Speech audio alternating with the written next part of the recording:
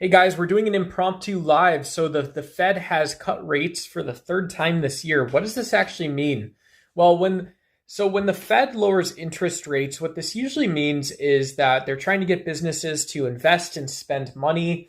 And seeing three rate cuts in a year, sometimes it's part of a longer term plan, something people have planned for.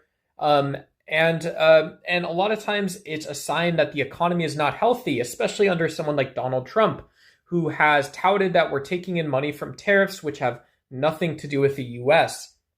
And so, is this a good thing? Do we want companies to hire more people? Do we want to see the economy grow? All this stuff?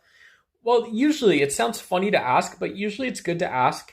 That's a healthy starting point. And yeah, it's just funny because when a company actually takes on financing or something like this, they usually want to know answers to questions like, well, like what type of new product am I selling, or am I selling more of the old product? What are these people that I'm hiring actually going to be doing relative to this? Like, what actually is happening in the real world? And so when we see three rate cuts by the Fed, especially under an unhinged president who is economically illiterate, literally a golf course developer like Donald Trump, as president, he ran as he was this capitalist guy, but he wasn't. He was a greedy, selfish, I don't know what you want to say. The guy was, like a selfish, greedy asshat or something. And so seeing three rate cuts to me is frightening. I think for conservatives and stuff too, who are really interested in this stuff, they'd say, Duck, do a live stream. Let's do a video. Let's talk about this. Let's actually try it. We'll do our own research and actually see what's going on.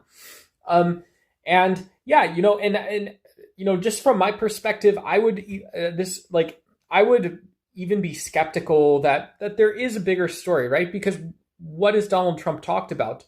Donald Trump has talked about picking and choosing companies, and he's talked about tariffs, about non-liberal trade, and he hasn't addressed any of the uncertainty and the absurdity of capitalism, right? He hasn't addressed why capitalism works and what it can do to work better.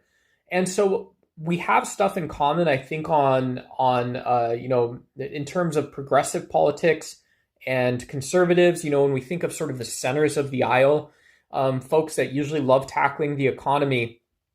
But in a time like this, it's like, well, we really have nothing to talk about. We have nothing to talk about because Donald Trump already said who's going to win and how that's going to go down.